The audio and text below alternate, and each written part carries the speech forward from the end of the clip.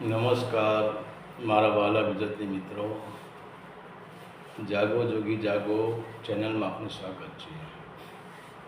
તો આજે આપણે એવી વાત કરવાની જઈ રહ્યા છે કે તમને એમ લાગશે કે શું ખરેખર આ વાત સાચી છે. તમને આ વાતમાં તમને કૌતુક લાગશે, તમને આ વાતમાં રહસ્ય લાગશે કે આપણે જે લગ્નની વાતો કરી છે, જે લગ્નના સંબંધો આપણે જોઈએ છીએ, અને આજે તો આપણે જોઈએ કે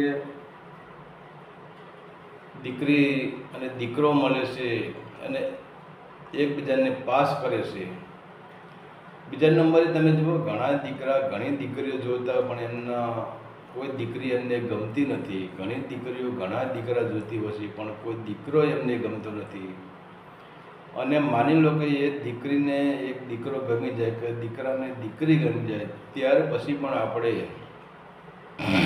એને જન્મકુંડલીની આપણે બ્રાહ્મણોને આપીએ છીએ અને પછી જોડાઈએ છીએ કે ભાઈ એની જન્મકુંડલીની જુઓ, આ બેના ગ્રહો, નક્ષત્રો, યોગ, રાશિ મળે છે કે નથી મળતી, કે અમે કંઈ જાપ કરવા પડશે, હા કરવું પડશે, ના કરવું પડશે. તો આજે આપણે જોઈએ કે લગ્ન આપણે જે કરીએ છીએ, જાણી આપણે એકબીજાને મળીએ છીએ, એની પાસે આપણે કુંડલીની બ્રાહ્મણો પાસે કઢાવીએ છીએ અને ત્યારે પછી બ્રાહ્મણ કહે છે કે આના આટલા જ જપ કરવા પડશે, આના આટલું આમ કરવું પડશે, આટલું આમ કરવું પડશે. એ બધું જ આપણે કરી ચૂકીએ છીએ. અને એ બધું કરી ચૂક્યા પછી પણ જ્યારે આપણા લગ્નનો સમય આવે ત્યારે પણ આપણે શુભ મુહૂર્ત જોડાવીએ છીએ અને શુભ મુહૂર્તમાં આપણે બંનેના હસ્તમેળાપ કરાવીએ છીએ. તો એમ છતાં આપણે જોઈએ કે સંસારમાં જુઓ, પતિ પત્નીને રાગ હોતો નથી, ઘરમાં ઝઘડા ચાલતા હોય છે. લગ્ન પછી ઘણા બધા કારણો બનતા હોય છે, છૂટાછેડા બનતા હોય છે. ઘણી જગ્યાએ એવું બને કે પત્ની જ્યાં સુધી લગ્ન નહોતા કર્યા ત્યાં સુધી સાજી હતી ને લગ્ન કર્યા પછી એ બીમાર થઈ જાય છે અને પતિ જે મહેનત કરીને પૈસા લાવતો હોય એ પૈસા પણ એની દવામાં વપરાઈ જાય છે અને પતિ ભિખારી બની જાય છે, એની પાસે કંઈ જ રહેતું નથી. બીજા નંબરે ઘણી સમય એવું પણ બને છે કે લગ્ન કર્યા પછી જીવનમાં ઝઘડા ચાલુ થઈ જાય છે અને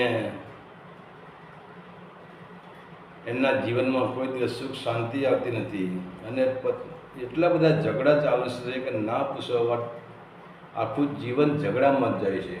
બીજા નંબરે એવું મળે છે કે લગ્ન કર્યા પછી પતિ પહેલાં સારો હોય, લગ્ન કર્યા પછી એ પતિ હોય કે તમારો દીકરો એ ઉડાવ પાકે છે અને આપણી સંપત્તિનો નાશ કરી દેશે, આપણને સુખ આપી શકતો નથી અને છૂટાછેડાનું થાય છે. ઘણી વખત કરુણ પ્રસંગ થાય છે અને ઘરની ઉપર અમુક સમય જુઓ કે પહેલાં લગ્ન કર્યા ત્યારે લગ્ન પહેલાં સુખી હતા અને લગ્ન થયા પછી દુઃખી થઈ જાય છે. તો આવા બધા ઘણા કારણો છે આપણા. તો હવે આપણે જોઈએ કે આટલું બધું આપણે દીકરો દીકરીને જુએ છે, એકબીજા મળે છે, વાતચીત કરે છે અને બંનેની સંમતિથી લગ્ન થતા હોય છે. બંને લગ્ન પહેલાં એકબીજાને ચાહતા હોય છે. તો પછી આનું કારણ શું? અને અમુક જગ્યાએ તો તમે જુઓ, અમુક જગ્યાએ મેં એવા કિસ્સા સાંભળેલા છે કે મારી દૃષ્ટિએ જે 3 કિસ્સા એવા બનેલા છે કે હજુ તો એના આગલા દિવસે એને જે એના લગ્ન લેવાઈ ગયા છે, એની કંકોત્રી સપાઈ ગઈ છે અને લગ્નના 2 જ દિવસ બાકી છે અને ત્યાં એવી ઘટના ઘટે છે કે એ છોકરી બીજાને લઈને ભાગી જાય છે અને કાં તો પછી એવી ઘટના ઘટે છે કે એ છોકરીના મા બાપ હોય છે એ વરરાજાની સાથે લગ્ન કરવાની ચોખ્ખી ના પાડે છે કે મારે તમારા દીકરા સાથે લગ્ન કરવા નથી, કાં તો દીકરાના મા બાપ છોકરી કન્યા પક્ષવાળાને ના પાડે કે મારા દીકરાના લગ્ન તમારી દીકરી સાથે કરવા નથી. આવા ઘણા કિસ્સા બને છે. અને આપણે કહે છે કે લગ્ન એટલે અમુક તો તમે જુઓ, અમુક તો જાન લઈને ગયા હોય તો પણ લગ્ન કરાવીના પાછા આવે છે. આવા પણ ઘણા કિસ્સા બનેલા હોય છે ને એના લગ્ન પછી બીજી છોકરી સાથે કરી દેવા, તાત્કાલિક બીજી છોકરી સાથે લગ્ન કરી દેવામાં આવે છે. તો શું તમે જે સંબંધ કર્યો તમારો 12 મહિના કે 2 વર્ષ સુધી તમારો સંબંધ રહ્યો અને જ્યારે તમે લગ્નની શરૂઆત કરી ત્યારે જ આ છોકરી કેમ બીજાને લઈને ભાગી ગઈ, કે ત્યારે જ પછી તમારે કેમ ના પાડી કે મારી છોકરીના લગ્ન તમારી સાથે નહીં કરવું, તો દીકરાએ કેમ ના પાડી કે હું એ દીકરી સાથે લગ્ન નહીં કરું? આવા શું કારણો છે? આવા અસંખ્ય કારણો છે. તો હવે જે આપણે બહારની દ્રષ્ટિએ જોઈએ છે તો કે આપણે કંઈ કોઈ વાંક છોકરીનો છે, ઘણા કહે વાંક છોકરાનો છે, અને ઘણા કહે છે કે લગ્ન પછી છોકરો બગડી ગયો, ઘણા કહે છે કે લગ્ન પછી એની પત્ની કે છોકરી બગડી ગઈ. આપણે ઘણું બધું અનુમાન કરતા હોઈએ છીએ, પણ હકીકતમાં આનું રહસ્ય આજ સુધી આપણે સમજી શક્યા નથી. કારણ કે લગ્ન એક એવો સંબંધ છે કે જે માતાના ગર્ભની અંદરથી જ લગ્ન તમારા નક્કી થઈ જાય છે. કે ગર્ભની અંદર જે એક બીજ પડ્યું છે જેને આપણે વીર્ય બીજ કહીએ છીએ. હવે એ વીર્ય બીજની અંદર એટલી બધી તાકાત છે, એટલી બધી ઉર્જા ભરેલી છે, એટલો બધો તમારા જીવનનો નકશો એ ગર્ભ બીજની અંદર જ પડેલો છે. એ ગર્ભ બીજમાં પડ્યા પછી એ થઈ જશે કે તમારો જન્મ કેવો થશે, તમારું માથું કેવું છે, તમારું મુખ કેવું છે, તમારા વાળ કેવા છે, તમારા હાથ કેવા છે, તમારા પગ કેવા છે, તમારી વાણી કેવી છે, તમારું વર્તન કેવું હશે, આ બધું જ એક બીજની અંદર પડ્યું હોય છે.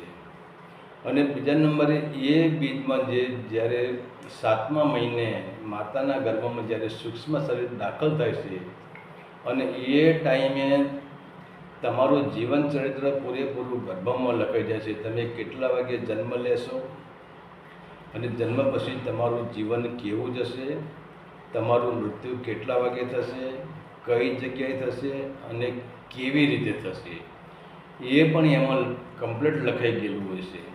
અને બીજા નંબરે તમારા જન્મ જ્યારે તમે 7મા મહિના પછી જ્યારે સૂક્ષ્મ શરીર અંદર દાખલ થાય છે, ચેતના અંદર પ્રવેશ કરે છે, ત્યારે હવે તમારા લગ્ન કઈ કન્યા સાથે થવાના છે એ પણ લખાઈ ગયેલું જ હોય છે.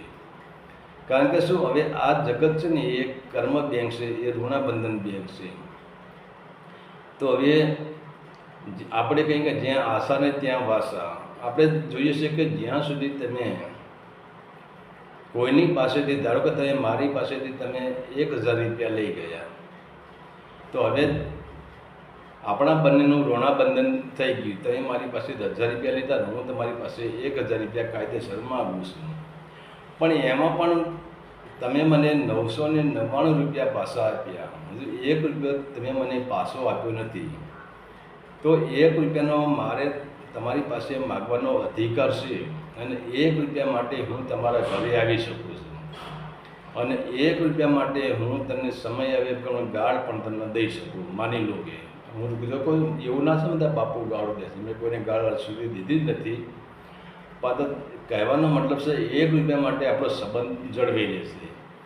પણ હવે જ્યારે તમે મને હું તમારી પાસે રૂપિયો માગું છું, એ રૂપિયો તમે મને પાછો આપી દો, ત્યારે પછી મારો ને તમારો જે સંબંધ, જે વ્યવહારિક સંબંધ ચાલે છે, ગામની દૃષ્ટિએ સંબંધ, પણ તમારો આપણો લેણદેણનો સંબંધ ત્યાં પૂરો થઈ જાય છે. તો જે આ જગતનું જે બંધન છે, તમારી જે સ્ત્રી છે, તમારો જે પતિ છે, એ ગર્ભમાંથી જ તય થઈ જશે, ગર્ભમાંથી જ નક્કી થઈ જશે. તમે જુઓ ઘણી સમય એવું બને છે કે કોઈ માણસો હવે કોઈ કઈ જ્ઞાતિ, અમે જોઈએ અમારા અહીંયા જ એવા 1-2 કિસ્સા બનેલા છે કે હવે અહીંનો જે દીકરો, હવે એ શુદ્ર જ્ઞાતિનો દીકરો છે, હવે એના વિચાર કરો, એના સમાજમાં એને ક્યાંય કન્યા નહીં મળી હોય, એના સમાજમાં ક્યાંય એનું ઋણાબંધન નહીં હોય. તો એ છે કે કાશ્મીર બાજુથી એની કોઈ કન્યા,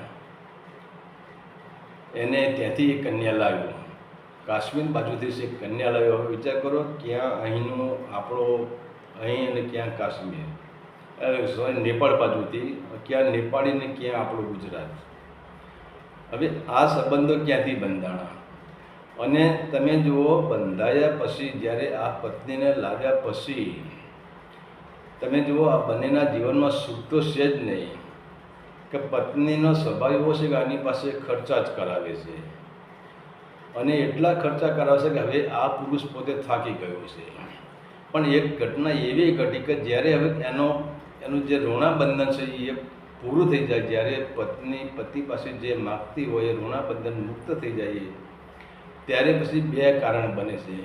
કાં તો પત્ની સુધરી જાય છે, કાં તો પછી એ પત્નીનું મૃત્યુ થઈ જાય છે, કાં તો એ પછી એ પત્ની જો બીજાની પાસે ઋણાબંધન હોય. તમે જો ઘણી વખત આપણે એવા કિસ્સા સાંભળે કે 3 દીકરાની મા હોય છે, પણ 3 દીકરા મૂકીને એ બીજા સાથે ભાગી જાય છે. આનું કારણ શું? આનું કારણ એક જ કે એને જે લગ્ન કર્યો એની સાથે એનું જે ઋણાબંધન હતું અને એને 3 દીકરાનું ઋણાબંધન હતું, તે 3 દીકરાનું જ્યાં સુધી ઋણાબંધન પૂરું ન થયું ત્યાં સુધી એના ઘરમાં એ રહી. અને જ્યાં એનું ઋણાબંધન પતી ગયું, પૂરું થઈ ગયું, ત્યારે હવે એનું જે બીજાનું જે ઋણ ચૂકવવાનું હોય કે બીજા જોડે ઋણ લેવાનું હોય એ એના કોન્ટેક્ટમાં આવી જાય છે, એના સંપર્કમાં આવી જાય છે. અને પછી એ આપણે કહીએ કે ભાઈ બદ ચલન છે. ભાઈ બદ ચલન નથી, સ્ત્રી બદ ચલન નથી કે પુરુષ પણ બદ ચલન નથી, પણ એનું એક ઋણાબંધન અંદર પડેલું છે. હવે એ ઋણાબંધનનો જ્યારે સમય પૂરો થઈ જાય, એકબીજાની આપલે પૂરી થઈ જાય, હિસાબ ચૂકતે થઈ જાય છે, ત્યારે પ્રકૃતિનો નિયમ છે કે બંનેને જોડે રહેવા દેતા નથી. એનું જે બીજાનું ઋણ બાકી હોય તો બીજાને ઋણ ચૂકવવા જવું પડે છે.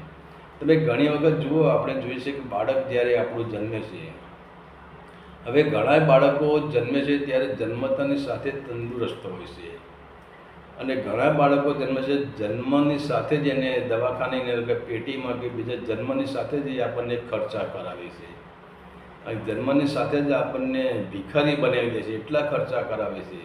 અને એમ છતાં એ બાળક જીવતું નથી, કારણ કે જેના કર્મબંધન વધારે, જેનું ઋણાબંધન વધારે, એને ઘણી જગ્યાએ જવાનું હોય, ઘણી જગ્યાએથી એને લેવાનું હોય છે.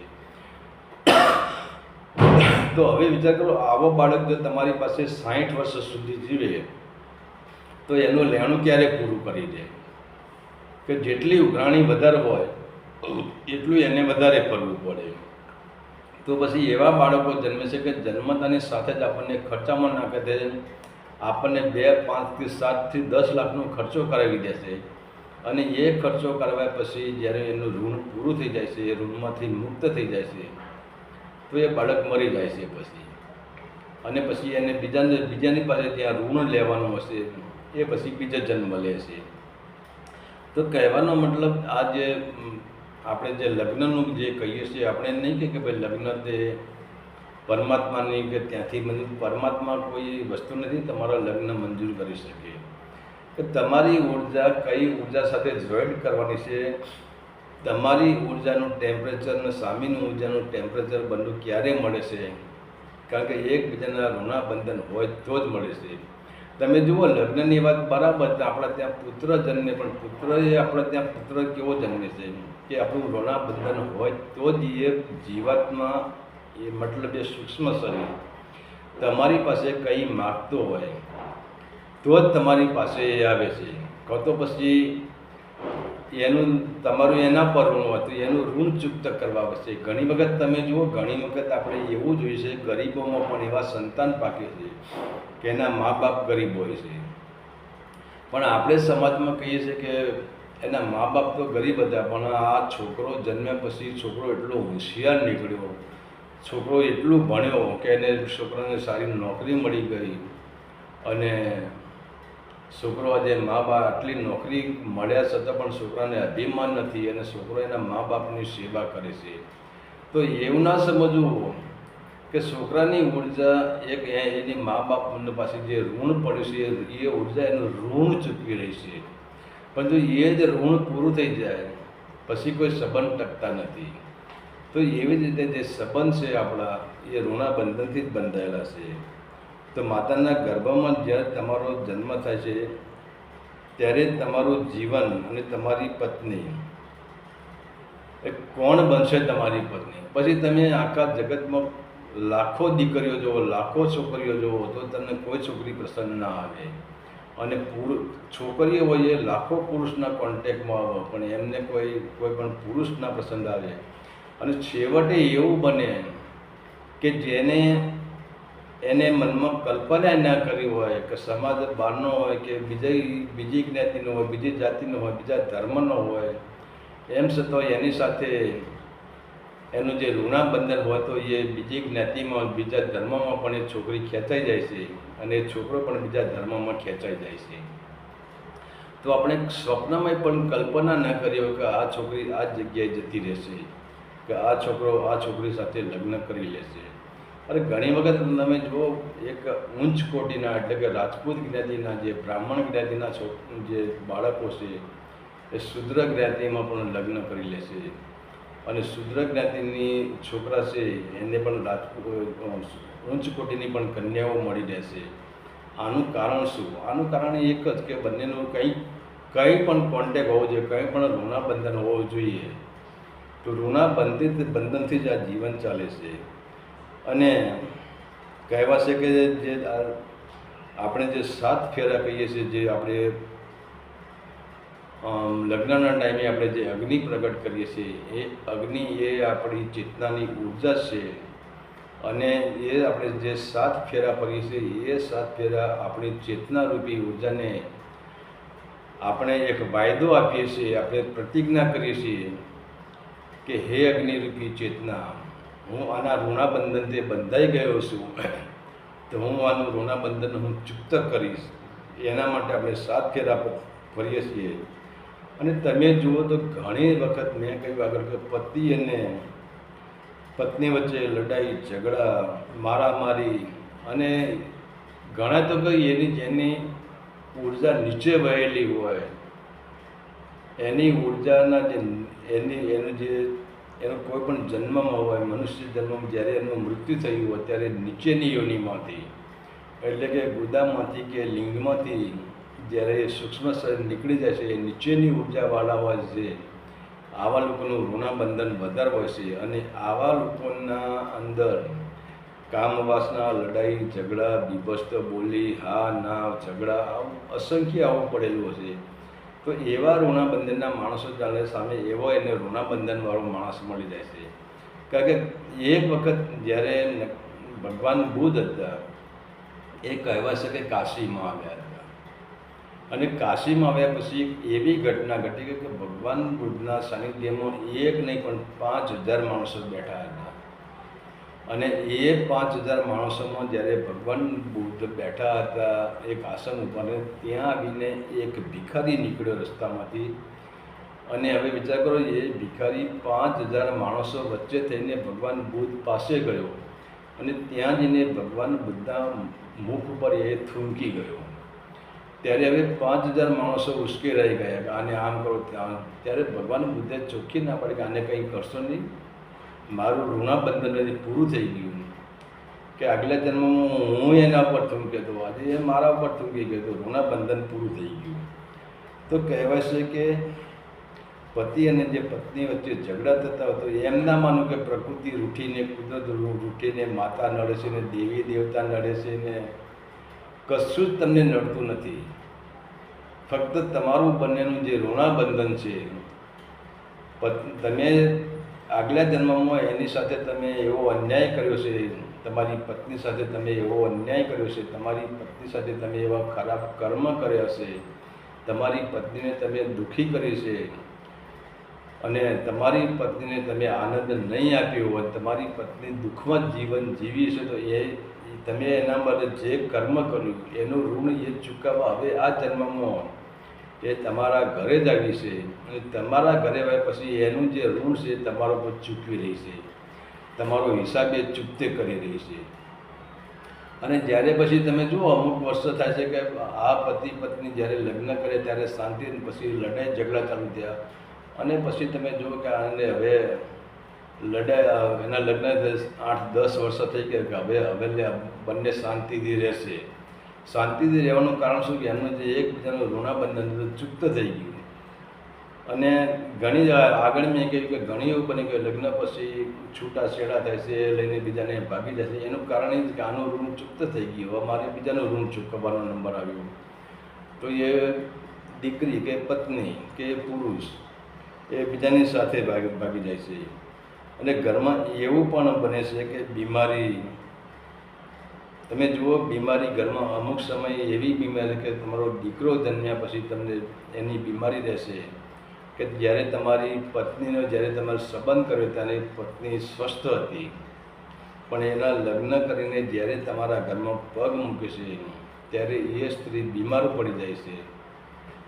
અને એ સ્ત્રી બીમાર પડી જાય ત્યારે આપણે શું સમજીએ છીએ કે આપણને કંઈક નડતર નડે છે, એટલે આપણે ભૂવા, ભૂપારા, મહાદેવ મંદિર, બાધાઓ રાખીએ છીએ, એના ત્યાં દોરા ધાગા કરીએ છીએ, તાવીજ બનાવીએ છીએ, તાંત્રિક જોડે જઈએ છીએ, અઘોરી જોડે જઈએ છીએ, કે બીજે કંઈ મેલી વિદ્યાઓ આપણે જઈએ છીએ. આપણે આ બધો અંધવિશ્વાસમાં જ આપણે ફસાયેલા છીએ. પણ આપણે એ સમજતા નથી કે આ જે બન્યું, હવે તમારે વિચાર કરો એના પિયરમાં જ્યારે લગ્ન નહોતા થયા ત્યારે એ કેમ હૃષ્ટપુરી, એનામાં કેમ કોઈ રોગ નહોતો, અને લગ્ન કરીને આપણા ઘરમાં આવ્યા પછી કેમ આને બીમારી આવી ગઈ? તો એનું એક જ કારણ છે કે એ પત્ની તમારા ઘરે એનું ઋણ લેવા માટે આવી છે. અને જ્યાં સુધી એનું ઋણ તમે ચૂકતા નહીં કરો ત્યાં સુધી જે તમારો હિસાબ જે વિલોવિલ નહીં થાય, 0 પોઈન્ટ નહીં થાય. મેં આગળ પણ કહ્યું કે તમે મારી જોડે 1000 રૂપિયા લઈ ગયા છો, તમે મને 999 પાછા આપ્યા, 1 રૂપિયો પાછો આપ્યો નહીં તો હું તમારી જોડે રૂપિયો માગી શકું. પણ તમે રૂપિયો આપ્યા પછી તમે મારા ઋણમાંથી મુક્ત થઈ ગયા. એમ તમારી પત્ની આવ્યા લગ્ન પછી બીમાર થઈ જાય તો એમ સમજી લેવું કે કોઈ દિવસ અંધશ્રદ્ધામાં ફસાવવું નહીં, દોરા ધાગા કે ભૂપારા પાસે જવું નહીં, કોઈ તાંત્રિકોને બોલાવવા નહીં. કારણ કે કોઈ તાંત્રિકો કે કોઈ દેવી દેવતા તમારું ઋણ ચૂકત કરી શકતા નથી. એક માનો કે તમે કોઈની પાસેથી 10,000 રૂપિયા લાવ્યા તો તમે 10,000 રૂપિયા તમારે પાછા આપવાના છે. તો શું તમે કોઈ માતાઓની બાધા રાખશો, કોઈ ભુવાઓની બાધા રાખશો, કોઈ ભુવા કે એ પ્રમાણે તમે કરશો, કોઈ તાંત્રિક વિધિ કરાવશો, કોઈ મેલી વિદ્યા કરાવશો, તો શું 10,000 રૂપિયા એ તમે પાછા આપી શકશો? ના. તો એ 10,000 રૂપિયા આપવા, તમે એને પાછા આપવા માટે, એનાથી મુક્ત થવા માટે તમારે સ્વ મહેનત કરવી પડશે, તમારે હોશમાં આપવું પડશે, તમારે જાગૃતિમાં આપવું પડશે કે આ ભુવા ભોપારા છોડીને હું કયા પ્રકારની મહેનત કરું અને હું શું કરું તો હું આને 10,000 રૂપિયા પાછા આપી દઉં અને એના ઋણમાંથી હું મુક્ત થઈ જાઉં. આપણે આ પ્રયાસ કરવો પડે. પણ આપણને અંદર અંધવિશ્વાસ એટલો પડે છે, બેહોશી એટલી પડી છે કે જ્યારે કોઈ આપણું બાળક બીમાર થઈ જાય, આપણી પત્ની બીમાર થઈ જાય, આપણા મા બાપ બીમાર થઈ જાય, કે આપણે એનો પતિ બીમાર થઈ જાય તો પત્ની પણ દોડે છે ને આપણે પણ દોડીએ છીએ. તો આ આપણો અંધવિશ્વાસ છે. પણ ખરેખર મુખ્ય વાત ત્યાં પડી છે કે ઋણાબંધન છે. અને જ્યાં સુધી તમે લાખો કોશિશ કરો, જ્યાં સુધી તમારે એનું ઋણાબંધન પૂરું નહીં થાય, એ પત્ની તમારી બીમારી પછી તમારે 5 લાખ રૂપિયાનું દવા નહીં તમારે ખેંચી જાય ત્યાં સુધી એ સ્વસ્થ થવાની જ નથી. તમે લાખો ડૉક્ટર બદલી નાખો. અને જો જ્યારે એનું ઋણાબંધન પૂરું થઈ ગયું અને ત્યારે તમે જુઓ, તમે એક સામાન્ય ઔષધિમાં જે ઔષધિ 2 રૂપિયાની ઔષધિ આવે, એ 2 રૂપિયાની ઔષધિ એને આરામ થઈ જશે. તો પછી તમે વિચાર કરશો કે આ 5 લાખ રૂપિયા ખર્ચો કર્યો તો એને ફેર ના પડ્યો. પણ એને એક લીમડાનું પત્તું ખવડાવ્યું, કે એને એક લવિંગ ખવડાવ્યું, કે હળદરની પાકી કરાવી, કે એક દેશી દવાની બોટલ એને પીવડાવી દીધી 50 રૂપિયાની, તો આરામ થઈ ગયો. પણ એ 50 રૂપિયા છેલ્લો આંકડો હતો. તમારા ઋણાબંધનમાંથી ચૂકત થવા માટે 50 રૂપિયા કે 5 રૂપિયા છેલ્લો આંકડો હતો. અને એ છેલ્લો આંકડો એનો પૂરો થઈ ગયો તો એ ઓટોમેટિક એ સ્વસ્થ બની ગઈ. બીજા નંબરે આપણે જોઈએ કે પાછલા જન્મમાં એકબીજાને સાથે જે આપણે વ્યવહાર કર્યો હોય, ભલે એક વ્યવહાર એટલે આપણે જોઈએ કે હવે આ ઋણાબંધન કેવી રીતે બંધાય છે. તમે જુઓ, ઘણી વખત એવું કે તમને કોઈ માણસ ઓળખતો જ હોતો નથી, તમારા કોન્ટેક્ટમાં જ નથી, તમારો મિત્ર હોતો નથી, આપણો સગોવાલો હોતો નથી, અને એવો અજાણ્યો માણસ એ આપણને છેતરી જાય છે, કાં તો પછી આપણે એને છેતરી જઈએ છીએ. એનું આપણું કોઈ પણ એન કેન પ્રકારે મિલન થઈ જાય છે, જેને આપણે સ્વપ્નમાં પણ આપણે એના દર્શન કર્યા નથી, સ્વપ્ને આપણે એની આકૃતિ જોઈ નથી. એવા અજાણ્યા પુરુષની, અજાણી વ્યક્તિની, અજાણી સ્ત્રીની આપણને મુલાકાત થઈ જાય છે અને આપણે એના મોહમાં ફસાઈ જઈએ છીએ. ને એ તમે જો આ જગતમાં આવા તો ઘણા કિસ્સા છે કે આવી અસંખ્ય સ્ત્રીઓ એકબીજાના ભરડામાં લઈ રહી છે, લોકોને બરબાદ કરી રહી છે. તો અમુક મનુષ્ય પણ એવા છે કે અમુક તમે એના સંકટમાં તમે ફસાઈ જાઓ છો અને તમને બરબાદ કરી દેશે અને પછી એકબીજાના સંબંધ તૂટી જાય છે. તો મિત્રતામાં પણ એવું છે કે તમારી મિત્રતા જે છે ને એ ઋણા બંધનથી ચાલે છે. જ્યાં સુધી તમારું એકબીજા વચ્ચેનું ઋણ હશે, કાં તો મિત્ર તમને એવો મળશે, કલ્યાણકારી મિત્ર મળશે કે જે તમારા માટે એ રાત દિવસ દુઃખ વેઠવાતી હશે, તમને સાચું માર્ગદર્શન આપવાતી હશે. માની લો કે તમારે એને જોડે ઋણ છે અને કોઈ તમને એવો મિત્ર મળી જાય કે જે તમારા પૈસે જે લીલા લહેર કરતો હોય અને તમને જ ખાડામાં ઉતરતો હોય, તો એ પણ એનું એક ઋણાબંધન જ છે. ત્યારે પછી કહેવાય છે કે ધરતી ઉપર કોઈ કર્જ જેનું હોતું નથી. તમે જુઓ, ઘણા માણસો એવા હોય છે, ઘણી સ્ત્રીઓ એવા હોય છે, ઘણા પુરુષો એવા હશે કે જેનું જગતમાં ઋણાબંધન જ નથી. તો હવે મતલબ કર્મ બેંકની આપણે વાત કરીએ તો ઘણા પુરુષો એવા હોય છે, એ પુરુષના જીવનમાં એના જીવનમાં લગ્ન થતા જ નથી. અને ઘણી સ્ત્રીઓ પણ એવી હશે કે એના જીવનમાં લગ્ન થતા જ નથી. એના પુરુષ એના જીવનમાં કોઈ પુરુષ આવતો જ નથી. તો એનો મતલબ માની લે કે આનાથી જો કોઈ ઋણાબંધન જ નથી. અને ઋણાબંધન ના હોય ને તો એના ત્યાં લગ્નની વાત તો છોડો, પણ જો એના ઋણાબંધન હોય તો લગ્ન થઈ જતા એના ત્યાં સંતાન પણ થતું નથી. તો એક નક્કી થઈ ગયું કે આને કોઈનું ઋણાબંધન નથી, એટલે આને સંતાનની પ્રાપ્તિ થતી નથી. અને પણ કોઈ પણ આ જીવાતમાં એની પાસે કંઈ માગતો હોય, તો એને કંઈ આપવાનું હોય તો જ તમારા ઘરે જન્મ લઈને આવે છે. નહીંતર બાકી તમારા ત્યાં કોઈનું ઋણ જ ના હોય તો તમે મુક્ત પંછી છો. તમારા ત્યાં કોઈ દીકરાનો જન્મ થતો નહીં, કોઈ દીકરીનો જન્મ થતો નહીં. અને અમુક તો એવા કિસ્સા છે કે જેના તમે લાખો વખત તમે પ્રયત્ન કરો, લાખો કન્યાઓ તમે જોઈ લો, એમ છતાં એના જીવનમાં લગ્ન જ થતા નથી.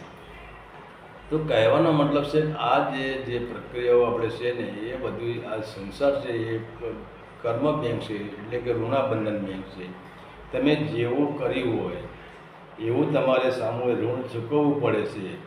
એટલે છે કે આ પ્રકૃતિ, જેને આપણે પ્રકૃતિ કહીએ, ચોપડા ચોખ્ખા રાખે છે કે જ્યાં સુધી પ્રકૃતિનો એક નિયમ છે જેને આપણે ભગવાન કહીએ કે ભગવાન ચોપડા ચોખ્ખા રાખે છે. પણ ભગવાન એટલે પ્રકૃતિ ચોપડા ચોખ્ખા રાખે છે. પ્રકૃતિનો એક નિયમ છે કે જો પહેલાંનું ઋણાબંધન, પહેલાંમાં 5 રૂપિયાનું પણ ઋણાબંધન હોય તો પ્રકૃતિનો એક નિયમ છે, પ્રકૃતિએ તમને બંનેને મિલાવે છે અને તમને બંનેને મિલાવીને તમારું જે 5 રૂપિયાનું જે લેણ દેણના સંબંધો હોય એ પૂરા કરી દે છે.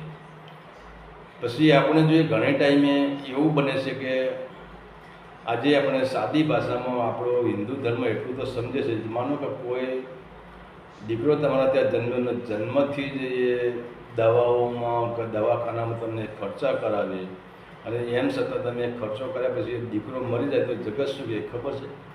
તમારા ભાઈ લેણ દેણના સંબંધો પૂરા થઈ ગયા, એ જતો રહ્યો. આટલું તો આપણે સમજીએ જ છીએ. પછી કોઈ સ્ત્રી મરી જાય, કોઈ પુરુષ મરી જાય નાની ઉંમરમાં, તો તમે જો આપણી સ્ત્રીઓ, જે સ્ત્રી વિધવા થઈ હોય એ વિધવા સ્ત્રીને આપણી સ્ત્રીઓ સમજાવતી હોય છે કે હવે આપણે શું કરીએ, આ ભગવાનના હાથની વાત છે, તમારા લેણ દેણના સંબંધો પૂરા થઈ ગયા તો એ જતો રહ્યો. અને સ્ત્રી મરી જાય તો એ પણ આપણે પુરુષને કહી કે તમે હવે શોક કરશો નહીં, આ તમારા લેણ દેણના સંબંધો પૂરા થઈ ગયા, તમારા લેણ દેણના સંબંધો હતા ત્યાં સુધી તમારો સાથ હતો, હવે તમારો સંબંધ પૂરો થઈ ગયો.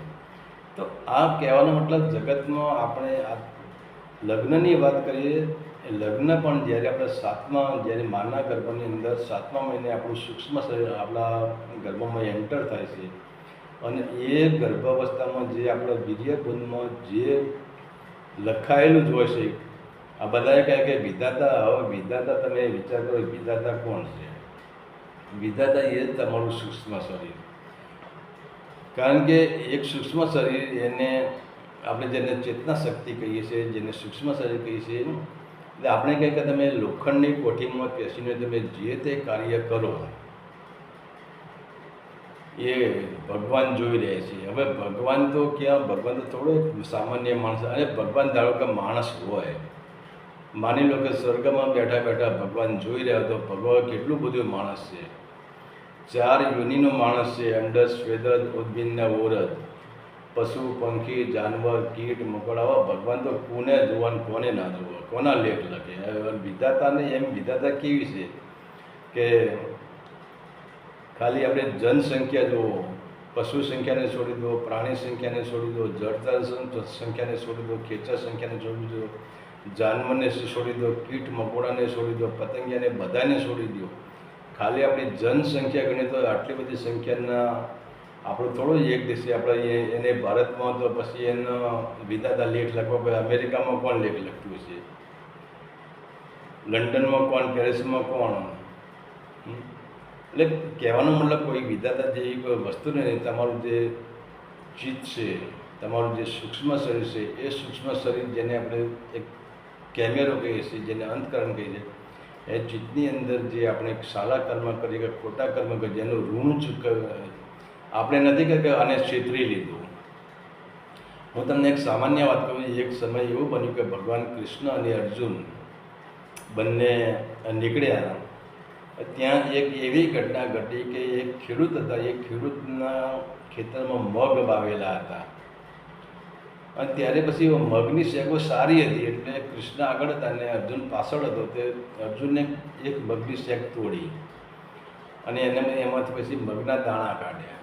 તે જોયું તો 7 દાણા હતા અને 7 દાણા અર્જુનને મોઢામાં નાખ્યા. ત્યારે કૃષ્ણએ પૂછ્યું કે અર્જુન તે શું કર્યું, કે કેમ, કે હવે તે 7 દાણા મોઢામાં નાખ્યા, તે તારું 7 દાણાનું ઋણ ચડી ગયું આના પર, તો આનો ઋણાબંધ થઈ ગયો. અને કહેવાય છે કે અર્જુનને પણ 7 વર્ષ સુધી બળદ બનીને એ 7 દાણાનું ઋણ ચૂકવવું પડ્યું. તો કહેવાનું મને ઋણાબંધન કોઈને પણ છોડતું નથી. તો આપણે આ વિડીયા ઉપરથી આપણે એટલું જાણવાનું છે કે જે આપણી અંદર બની રહ્યું છે, જેને આપણે કહીએ છીએ કર્મના દોષ, એ કર્મના દોષ એ જ ઋણાબંધન છે. અને એ કર્મના દોષ આપણે જ્યારે 7મા મહિને માના ગર્ભની અંદર હોઈએ એ ત્યારે જ્યારે સૂક્ષ્મ શરીર આપણા અંદર દાખલ થાય એ ટાઈમેથી આપણે અંદર કર્મના બોજનો આખો વિરાટ નકશો આપણો જન્મથી માંડીને છેક મૃત્યુ સુધીનો, મૃત્યુ ક્યાં થશે, કેટલા વાગે થશે ને કેવી રીતે થશે ને કોના હાથે થશે, અને તમે કયા સ્મશાનમાં તમારી લાશને બાળવામાં આવશે, કે તમારી લાશને ધરતીમાં દબાવવામાં આવશે, કે તમારી લાશને નદીમાં નાખવામાં આવશે. દરેક પ્રકારનું જે જીવનનો નકશો છે એ માના ગર્ભમાંથી લખાઈ જાય છે. તો આપણે કોઈ પણ પ્રકારની આપણું જે આપણા ત્યાં તકલીફો આવે, માની લો કે પત્ની ખરાબ આવે, દીકરો ખરાબ પાકે કે બીજે કંઈ આપણને તકલીફો પડે તો ગભરાઈ નહીં જવાનું. આપણે જોઈ લેવાનું કે આ નક્કી મારું કોઈ કર્મ બંધન છે, એટલે કે મારું ઋણાબંધન છે. એક વાત આપણે માની લઈએ કે આપણે બેંકમાંથી લોન લીધી એ આપણું પાપ છે અને આપણી બેંકમાં બેલેન્સ પડી છે એ આપણું પુણ્ય છે. તો હવે આપણું પુણ્ય હોય તો આપણે, એટલે આપણું બેલેન્સ હોય તો પણ આપણે બેલેન્સ ઉપાડવા બેંકમાં જવું પડે. અને આપણું પુણ્ય ન હોય અને આપણું પાપ હોય તો આપણે હપ્તા ભરવા જવું પડે. પણ ન પાપમ ન પુણ્યમ ચિદાનંદ રૂપમ શિવોહમ શિવોહમ. આ જગતરૂપી બેંકમાં કોઈનું આપણું કોઈ બેલેન્સ, આપણું બેલેન્સ નથી પુણ્યનું, અને પાપનું કોઈ બંધન નથી. તો આ જગતરૂપી બેંકમાંથી આપણે કર્મથી મુક્ત છીએ, કોઈનું આપણા માટે ઋણાબંધન છે જ નહીં. તો પછી આપણને કોઈ હેરાન કરવાનું નથી. તો આ તો એક ઋણાબંધનનો સરસ પ્રયોગ. અને આ ઋણાબંધન જો આપણે જાણી દઈએ, આપણા અંદર આપણે ઉતારી લઈએ તો જીવનમાં આપણે દુઃખી થવાના નથી. કારણ કે આપણે દુઃખ આવે તો જાણી લઈશું કે આ મારા કર્મનો દોષ છે, મારા ઋણાબંધનનો દોષ છે. હરિ ઓમ તત્સદ. આદેશના પ્રણામ.